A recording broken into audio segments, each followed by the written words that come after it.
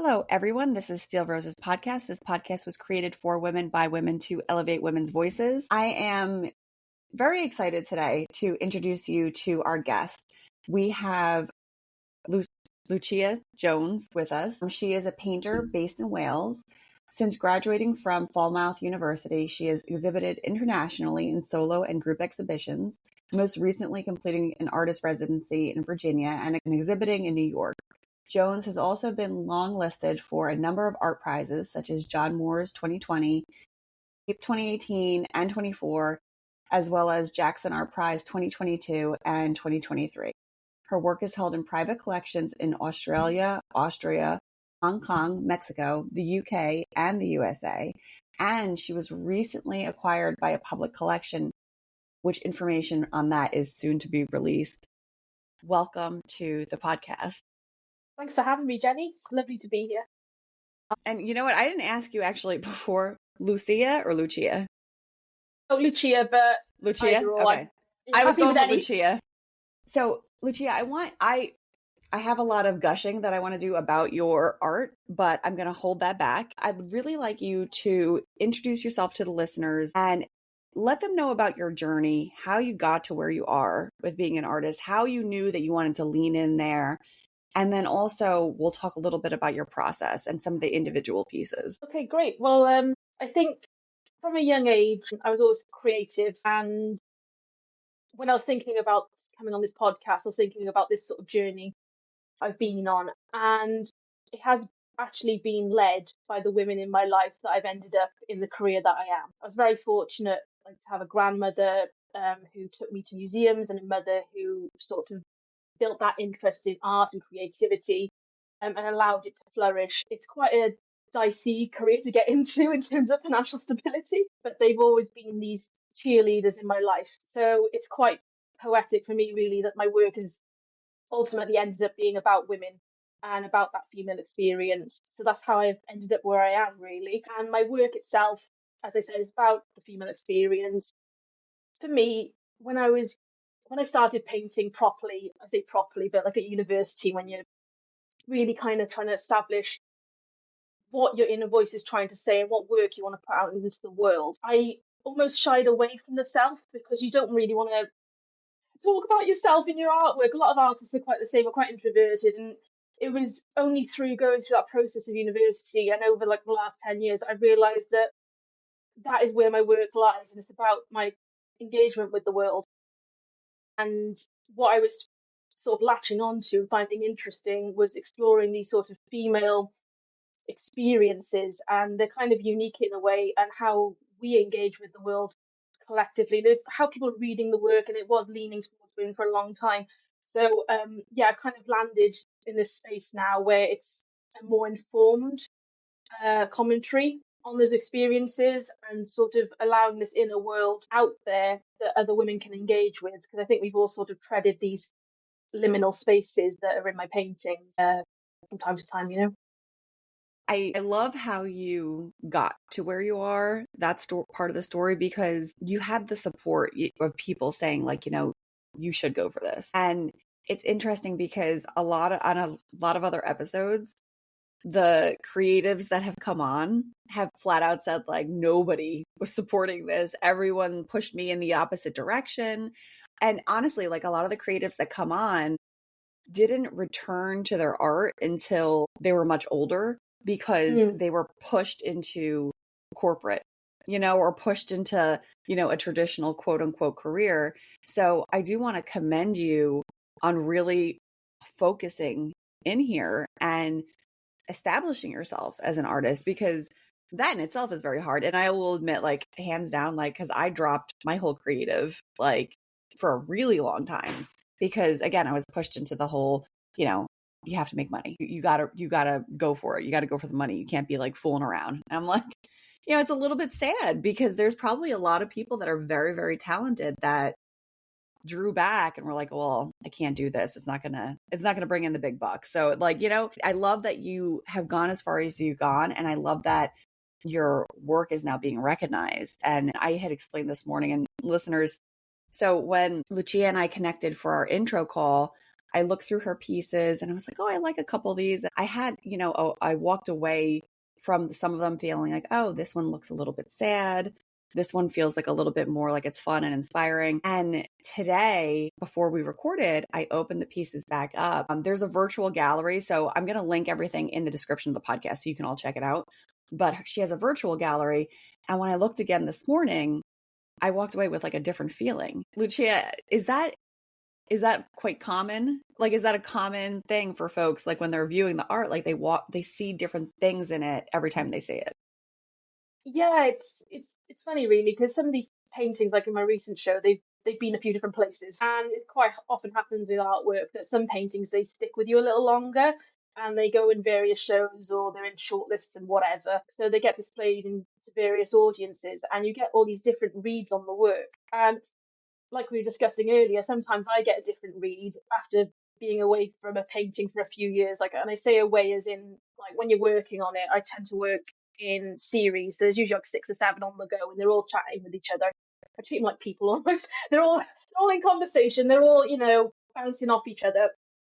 But when they're put in isolation, so I say like in a show on a wall and they've got space around them, and then people come up to them and they say, "Oh, I see this in this," or "I've been there. I feel drawn to this painting." And you think, "Oh, okay, so you're seeing that." Well, whereas I was coming from maybe a different headspace or something. I kind of love that about my work in that people read these. They put their own memories and their own experiences onto the paintings and onto the women in the paintings because they are in themselves ciphers for memory, but they're not, you know, so I say they're directly correlated to my own memories, which they are my own personal history. But by using found imagery for these women, and they're kind of like there's this disconnect, but then you can like hang yourself upon them, if that makes sense. So I paint from films a lot, and there's quite a lot of like Liz Taylor's floating about in my work, which have been obscured a little bit, and that sort of these onwards sort of era of cinema. But by taking them from their original context and painting them and sort of throwing them into these fractured environments, they become these hangers almost for putting your own self onto them. So yeah, it's part of the work in a way for me, and it's exciting just seeing them change from space to space.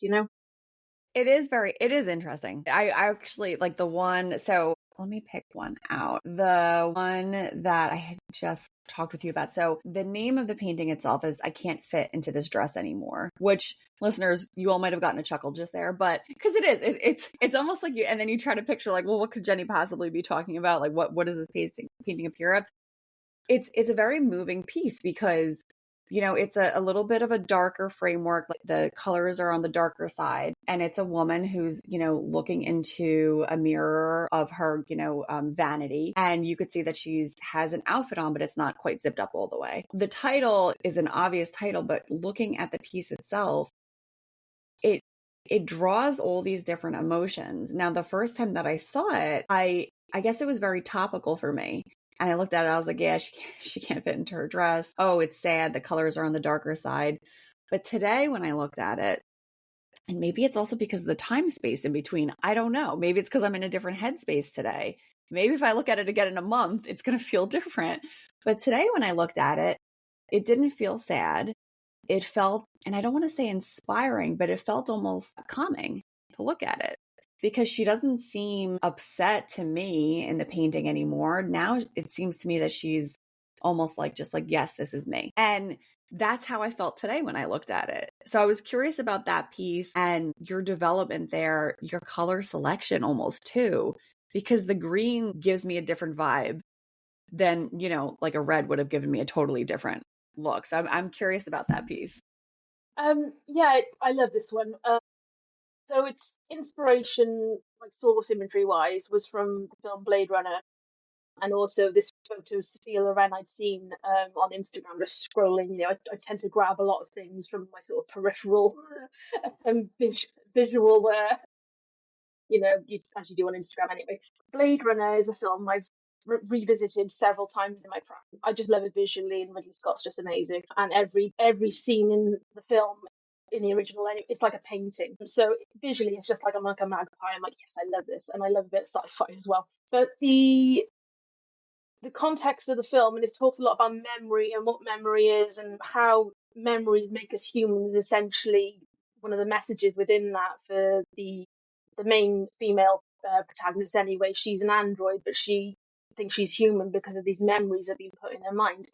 So that's kind of like in the background, sort of art, kind of like where why I selected it. But this scene, it's an abandoned room, and I just thought I quite like this feeling of emptiness, and there was this light just in the corner, and I thought, well, I quite like the idea of there being this sort of symbolism with this light being on. It's like hope. It's like an idea. Which is where this kind of change, I think, and I find looking at the painting comes from, because you can read so many things into the things that are included, and like a mirror, you're looking at yourself. Are you judging yourself? Are you getting yourself into the position doing your makeup where you're ready for the world, putting your mask on? So yeah, that's kind of where it is in terms of headspace. But I quite like this, like you said, this sort of thing of she's content in a way, because initially when I was painting it, a lot of the work is about my own personal history, and we've all been there, kind of, you put on something that you've had about 6 years ago and you can't get into it anymore. But I'd come to a point in my life when I painted this where it was almost like I realized a few things and consolidated a few things about myself and how I feel about my own body, about where I am in terms of like my career choices and things. And it's, you know, releasing that into the painting, and it's, I can't fit into this dress anymore. Okay, where do we go now, kind of thing. And it's a quite lonely place to be, but it's also quite a liberating place to be. And the choice of green was in the original image, but that I work from. But it's also quite an interesting color because it can be quite isolating and kind of quite calming at the same time. It's you think of forest, you think of this sort of visceral reaction to the color green. It can be so many things, and it's not like in a set space, if that makes sense. Like, whereas red's Yeah. very, very solid and it's very much one note. You're right. Green is very fluid. It's funny at work in my daytime job, I've actually said to people, like, please don't, if you use red font in like an email to me, I'm going to assume that there's an emergency. I'm like, I didn't, please, like, and then if you, I've said that, I'm like, red highlights to me mean like, this is bad. And I'm like, can you please just put green, blue, like use any other color? Down a Um, notch kind of thing. yeah, take it red is very like alarming and for obvious reasons. Like it's not like a deep rooted thing. It's obvious. As you were talking too, and I maybe that's why it feels different to me too now, because as you were talking, I can't fit into this dress anymore is to me now I'm thinking like it through like more topical, because it's also could be like the dress is symbolic for your life. I'm not fitting into this anymore. And you're kind of just like looking into the mirror to really, really see yourself, to say like, this isn't for me anymore. I'm ready to go. Yeah. Yeah. I very, very much like this piece this morning kind of, I think I said it to you earlier, like knocked the wind out of me. And I'm like, oh my God, what happened? Yeah, it was a wicked way. I love painting it, and it was kind of a challenge for me as well, which I quite liked. 'Cause it was like bursting forth into this new frontier of what I was doing in terms of the material qualities of the painting. The lace curtain on the side, I've been sort of gravitating towards curtains for a while, and I just love, again, the symbolism of them. They can be used to like reveal, conceal what's Yeah. behind it, what's going on. In more recent work where I'm looking at like performative femininity, it's like the staging and this kind of like, ta-da! I did one painting which was just like, it's a bit of a joke really, but it's these curtains and then there's this black void in the middle, and I think I called it, yeah, here we go again. Mm. It was kind of just like, ta-da! Like, I got nothing for you, or like, ta-da! This is what it is. Anyway, back to this one, the curtain. I use a vinyl cutter to create like shapes within my work and get this sort of really crisp, clean kind of edge to a lot of the areas of the painting. So I thought, as I usually do, I try and go for all or nothing. I'm going to do a lace curtain. It drove me absolutely crazy, but in the end, it worked. So it was kind of like, oh, I can actually fit into this new space of painting, which I didn't think I could achieve. So yeah, meanings of the paintings, they just change and change, and they just keep growing for me. So it's quite nice to look back on it. You referenced your other piece, so I do want to talk about this one too, because I didn't Yeah. mention it earlier. But for Here We Go Again, so for listeners, I want you to take a look at the virtual gallery so you can see everything that we're talking about. Here We Go Again. So it literally is like a curtain stage, like parting, like that, like it's the opening show. And I saw it. And yes, like the middle is a black void, but I don't know why I caught this feeling of like, this is how I feel every single day. Like you're about to put on this big show, and not so much like, okay, here we go again. Like, oh my God, all right, here we got to go all over again. It's almost more like so in the mornings, I get up and I'll meditate or I just quiet read. Like I do things in the morning that's just like Jenny. Jenny by herself is Jenny. The Here We Go Again painting made me think about how, okay, I usually will have to set an alarm for myself to say, all right, Jenny, like this is your Jenny space. But as soon as that alarm goes off, you have to go and be mom and be a professional and be a wife and, do all the things. And the black void in the middle of this painting to me was more of a, hey, Jenny, now you're going to put all your other hats on and you're going to go and do your thing. And then there's going to be a curtain call at the end of the day where you can just be Jenny for a little while again. And it sounds a little strange the way I'm saying it, almost like, I don't know. I think all the moms that I'm here listening right now, or all the women listening, are probably like, yes, we get you, because there is a part of us that's like, we have to wear so many hats during the day. And I've often said, angrily, by the way, I've often grumbled this really angrily. There's not a minute of my day that's not accounted for.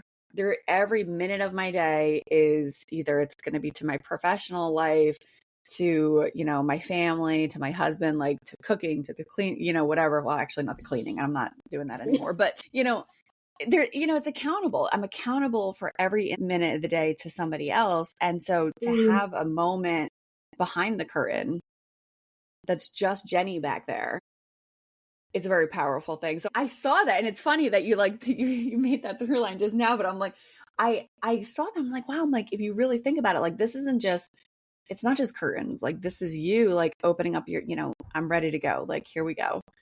Yeah, I thought that was very interesting. There's another piece here that I wanted to explore a little bit with you. My nose. Hey, honey, go tell Poppy, please. The other piece, give me 1 second. The other piece is Give Her a Minute, She'll Be Back. This one I like brought to you right away when we hopped on. I was like, I need to show you these pieces that like popped out at me today. So Yeah. in this image,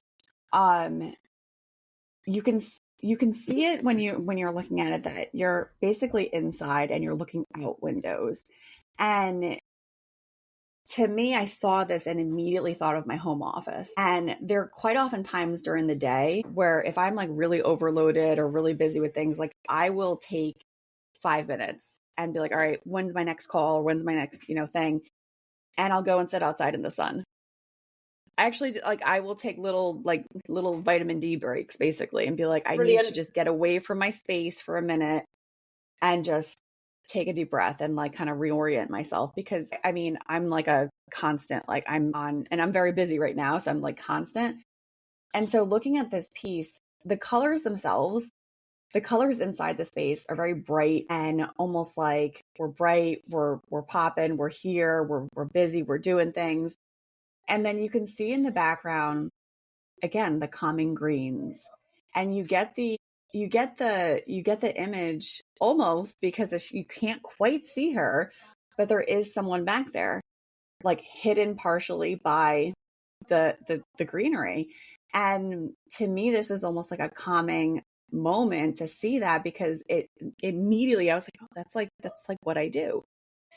To take a step outside of your space where everything's loud, and again, where you're accountable for everything, and go and take a step away into something that's peaceful, to just take a minute. And then you're going to come back and you're going to do your thing. I Yeah. went through so much looking at that Yeah. painting. But when you read it like exactly how it's intended, really, it's just give her a minute, she'll be back. It's kind of like my paintings are almost not like they're sort of like things you wouldn't say out loud sometimes, and it's like just give me a minute, I need some headspace, I'll be back. Like just 2 seconds almost. So she is just sort of wandering this sort of Eden, like just getting a minute away from herself. But what's quite interesting with this one as well is quite a lot of people they do miss this little Easter egg. There's a woman right in the very bottom left corner. There's a little glove, and she's quite abstracted. Oh my gosh, I didn't notice that. Yeah, she's kind of my little Easter egg in there. It kind of for me brings the work back to this almost awareness of self, and you're looking through a window at yourself. So she's off on her own, but you're very aware of what you're doing. I think as women, we're very aware of what we're doing at all times. Like you said, this like every minute's accounted for, and how we're perceived. So it opens up the conversation down that angle as well. But it's very much a painting of just give me a moment. I just need to be I wonder if released. I would have gotten there eventually because now, as soon as you said that, I'm like, well, now I'm looking at this totally differently. This is like her psyche took a break and she's still in there doing the thing, but like she mentally, like, oh my God, now you've got me. I love doing that to people when when they look at this painting. I go, oh, and this one, they go, oh, didn't you see her? I was like, So yes, now I'm looking at this totally differently. she is concealed, but she is always there. Wow. Oh my gosh. Now it's like a whole other meaning to me because that's the other part of it too. The other element is yes, like I could be here present doing all the things, but my mind is constantly like, okay, on these other 100 things that like, or even like taking that mental break. Oh my gosh. Now I'm gonna have to take another minute. I'll give you a minute, you'll be back in a second. Oh my gosh. Yeah, give me a minute, man. Yeah, I what you've done here with creating these pieces, and listeners, I really encourage you to take a look through them and almost like bookmark it and then go back because it you get a different look every single time, or you get a different feeling, or it tells a different story every time you look at it. And it's such a honestly, what a tremendous gift you have. I don't think Oh, that's yeah, you. I honestly like I don't it's not common and you should be proud of yourself for this because this is something that many of us, many people who are creatives will step back. Obviously, like I said that earlier for traditional careers. And then there's a lot of folks that wish they could tell this story the way that you did and be able to pull all these little elements. Now I'm staring at the hand of the glove and I'm like having a hard time because I'm like, my goodness, there's all these other things that you could pull through into this painting and all these other feelings. That's it's such an amazing thing. Well, thank you. Yeah, I hope that the work as well, it allows people to get in their feelings a bit, and it allows a safe space for women to, feel what they want to, what they're feeling deep down, and it's a validation almost. I think putting it in painting as a vehicle for expression, it allows you to sort of create an otherness about it. So it's from me, but it exists in its own space that people can connect with then. So it's, yeah, I hope that the work does allow people to do that. And that's something I sort of came to a realization with at university. It's very much when you go to art school, you're like, I want to be the next Lucian Freud. I want to show in the tape, blah, blah, blah. I want to, all these like amazing like dreams. And you should have that mentality when you go in. You should be like, yeah, I want to be epic. I want to do this, be the best artist I can be. And I did that for a while, and you end up like imitating a lot of artists, and you learn that way. So it's part of the process. But you suddenly reach this. I think it was one of my tutors, Mark Surridge. He's an amazing painter. Everyone should go check him out. He's fantastic. And what kind of artist do you want to be? This is the second year when things get serious, and you've got to start thinking about your dissertation and all this kind of stuff. And I said, well, I want to make work that people can connect with, and I think that's when you get to that point that's when the work suddenly starts to click, I think. And it's taken me 10 years even from that point to sort of really fully embrace that. And it doesn't really matter how successful you are in terms of like finances and stuff. All that's great and amazing and sort of accolades and things. As long as you're making work that people can connect with, it's got validity, I think, and it's got purpose. And I think like a lot of artists, there's some artists, there's one who's recently passed, Jack Vetriano. He's an amazing painter and he's self-taught, and he was these beautiful, almost 1950s, 40s scenes of women and couples and all sorts of very romantic, absolutely sort of shut down by, the typical sort of the art world, the sort of that stamp of validation. But his work speaks to the general public. And, if you can hit that kind of, if anyone's wants to be like an artist or anything, if you can hit that sort of crossroads of, the general public of responding, that's what you want really, because art's meant to be for, everyone. This sort of space of inclusivity and expression, and it's meant for everyone. So yeah. You touched on something there though that I think that I want to highlight, and it was really there's part here where you do want it to be for general public consumption. Obviously, you want to hit a Mm. nerve, but you also want to be like true to yourself. Like what is the message that you need? What's the story you need to tell? What's the message you need to tell? And for you as an artist, that will probably shift throughout your life. You Oh, know, like I mean, definitely, I'm yeah. certain like your pieces must be so like different, totally different from like, you know, year to year, decade to decade, even like month to month. Because Yeah. even like, I mean, my reaction changed from the first time that we chatted to now.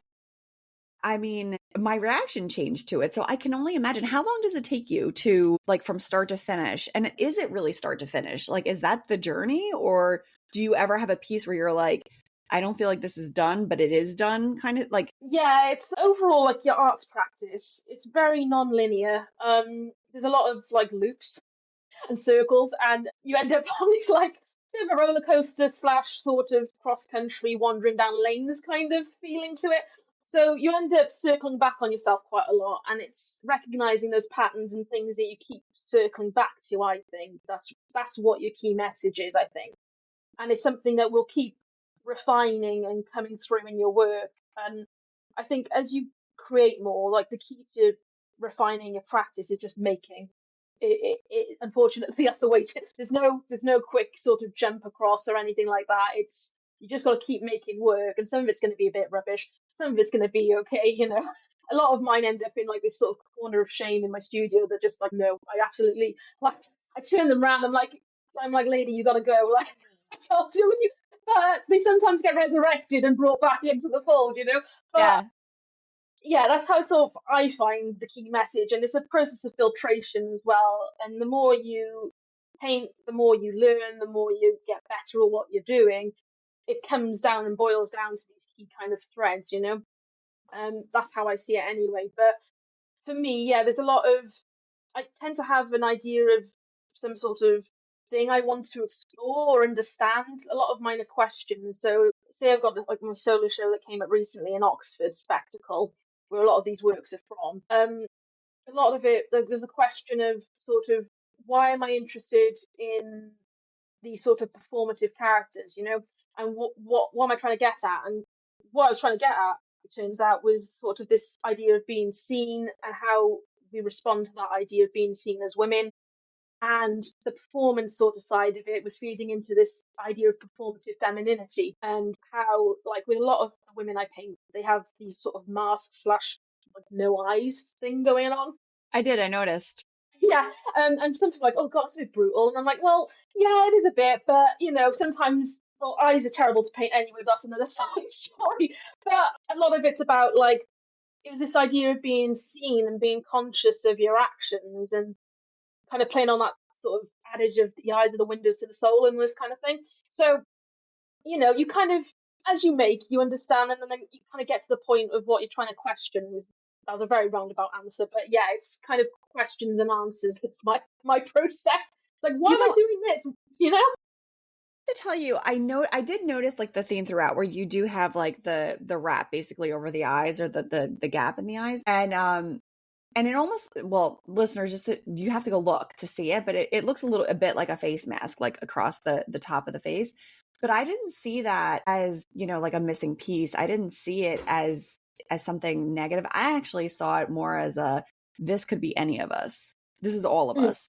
All of us fit into this. That's why there's this missing piece here, because we are all this person, and we can all fit into this scene. Everybody could fit into one of like that's actually how I looked at it when I Oh, saw that. brilliant. Was that the intention? Because Yeah, like I started, yeah, it's because I started working with like cinematic imagery, and obviously like you have like famous actresses, and part of it was in, like creating anonymity in the figure, because I didn't want them to have the context associated with either right. like the film directly or the actress themselves. So that was where it came from, but it has become, like you said, this thing of it can be anybody, and as well, the mouth is quite emotive, and I think it can often be more emotive than including a whole face, and it leaves this sort of room for interpretation. And the way I sort of like cut the space out as well, it's like the space around the figure is like their head space almost. It's like a continuation because of the way I paint and the layers I put down, and like the layers are painted in isolation as well. So there'll be like almost shards of different like ways of painting on the surface. So yeah, it all kind of, again, it all feeds into itself, and then you start to realize, and these little nuggets come through, and they become your practice. I honestly I find them very moving. I love that you focused on women and our stories and really like the idea and everything that we go through, because if you look through the pieces, and listeners, again, like I really encourage you to look and then take another look in like a month, because the pieces themselves, like it's funny because when I first looked at your collection, not all of them caught my eye, and today when I looked again, I was like, oh, there's like a whole bunch in here that I really resonate with. I'm like, what happened what did I do to myself over the past like month or so, or 2 months, that we were I'm like, that all of a sudden, like all these pieces are jumping off the page. So it's, you are definitely, I think, hitting a tone here. And I think you really are. If you haven't, like, I know that you have big news that you're going to release in the coming months and weeks, but I mean, I really highly encourage everyone listening to take a look through the collection and honestly, like, just see it, because this kind of art from Lucia is so important. And I think that it really highlights women and what we go through. And you can pull something from each. I mean, I'm looking at, do you want to form an alliance with me? And I'm like, oh my God, I'm like, these pieces are just, like, they really do speak to you. They really do. And I actually really love the title of your exhibited works here, Spectacle, because it all ties through there. And it's almost like, oh well, don't make a spectacle of yourself, but at the same time, women themselves are something to me admire. Obviously, I'm going to say that, but there's an admiration there of like women in general. And I'm not talking about like women up on the silver screen, women in like high and mighty places. I'm talking like the everyday woman is a sight to be seen, because of the amount of things that we do, because of the amount of things we carry on our shoulders. This is something, and calling your exhibit a spectacle. I thought that was like really cool too. I wanted to tell you that.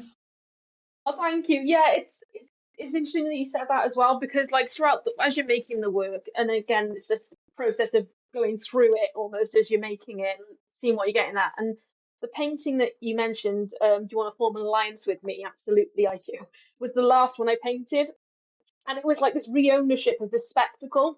And it was like, yeah, we're taking ownership of this. Yeah, you caught saying don't be a spectacle. How about I am a spectacle? What are you going to do about it? Right. Yes. Yes. So yeah, it's a cracking one, that one. I really well, I took the title from, like, as I usually do, somewhere random. So it's from The Office, and it was with Dwight and and That's funny. yeah, basically I can't remember the character's name. That's kind of Jim, and he's saying, "Do you want to form an alliance with me?" Yes. Absolutely, I do. I think I got that right. I just thought that's hilarious. I often write down my titles and come back to them. But in the painting, it was the women were from a film called Wasp Woman, which is like this bananas kind of B movie from the 50s. And this is just a side story, it's quite fun, but you should watch it. And it's this woman owns a beauty company, and she's being told by all the men in the room, of course, that she's getting too old, so she can't, be in charge of this beauty company that she's put together. She ends up using like wasp extract to become beautiful again, which is obviously done by like taking her glasses off, because that's how it works Right. in cinema. And she ends up like basically turning into this wasp woman, and it's like a horror B movie in it. But the women were these receptionists. Now I've moonlighted as a receptionist for like all my art career, and I continue to do so. Because you got to pay the bills, like you said. Yeah, You you got to. gotta keep the lights on. You can earn money from art, but it's never constant. And I just loved these women because they were just extras, but they were just so fabulous, and they were always like, it's just this look of, and they just commanded the scenes. I was like, right, you're going in the painting. I gotta make a spectacle of you. You got to go in there. And then I was listening. What was it? My works are quite chaotic sometimes. I was listening to a lot of Western music at the time, like old West kind of like country music. And I ended up with this like desert in the background. I was like, right, okay, I see Yeah. where this is going now. It's becoming like a Mexican standoff painting to like finish off the show. And then I included this little painting in the background, which is like really like just about there.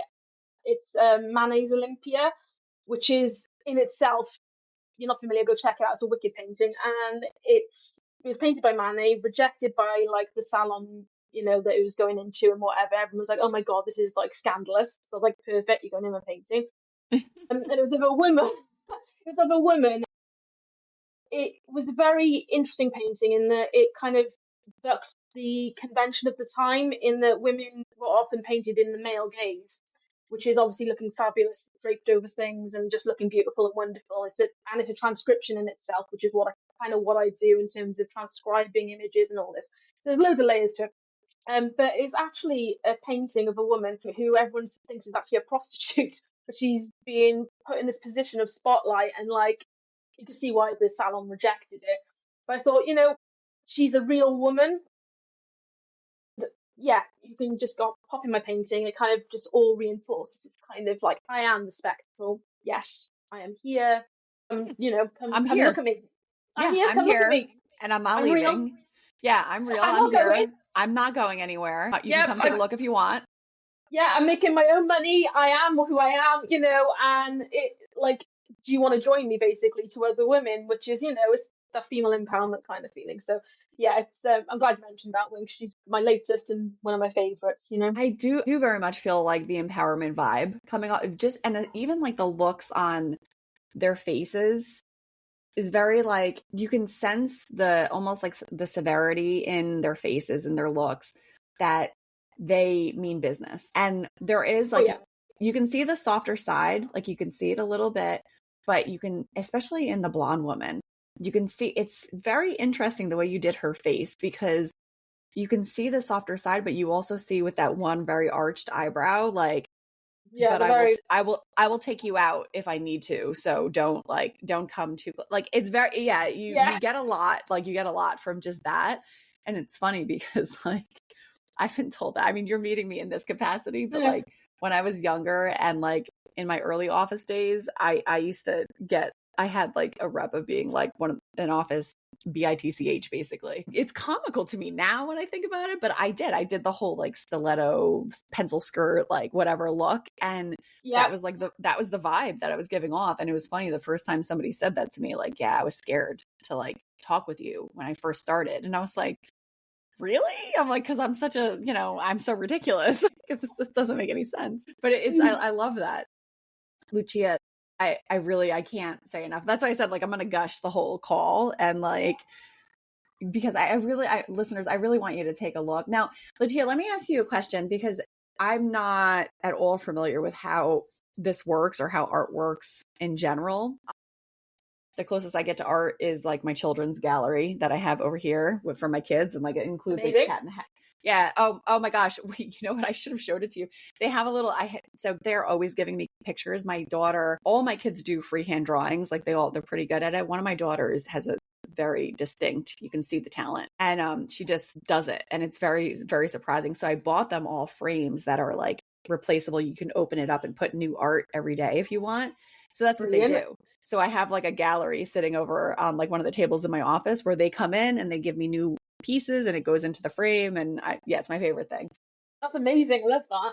Yeah, I'm trying to encourage because I loved being creative when I was younger and it got kind of stamped out of me. So I want to encourage these guys. So for actual adult art here, how would it work if somebody was interested in purchasing a painting? I know obviously like your pieces are on display where you are. So you're not stateside, you're in the UK. If somebody was interested in purchasing from your gallery, like how would that work exactly? Well, I've got a shop on my website, so they can just come to me directly, or just drop me an Instagram message or whatever, and I can do that all direct. So that's how you find me. So, listeners, I'm going to link everything in the description here. And then I'll also link Lucia's Instagram as well. So you can like be in contact if you want. Let me just make a note to myself. Thank you so much for coming on the show today. I was so excited to re-engage with you. I know we had to reschedule a couple times because I had the flu. So I No, appreciate thank you you for hanging having with me. me. Yeah, Of course. honestly, I really love what you're doing.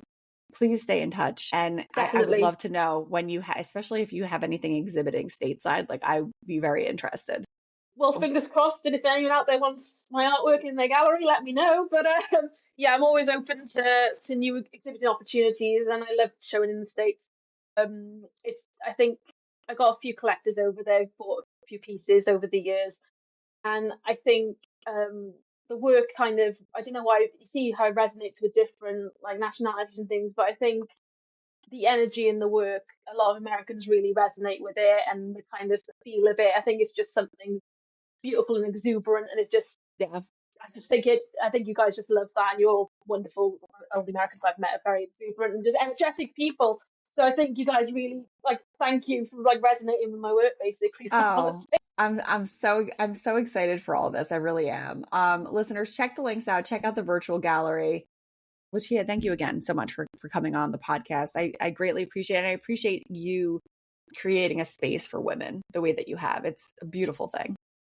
Oh, thanks, Jenny, and yeah, it's just lovely to hear that. It's for me, it feels like it's like something I can give, and it's an allowance of feeling, and I think like this that's in short supply sometimes, to be able to just feel your feelings. So I Mhm. think hopefully my paintings can do that for the women out there or people in general, to be honest, and men and women resonating with the work. Yeah, thank you so much, Lucia. And listeners, thank you for hanging out with us today. We will catch you on the next one. Take care.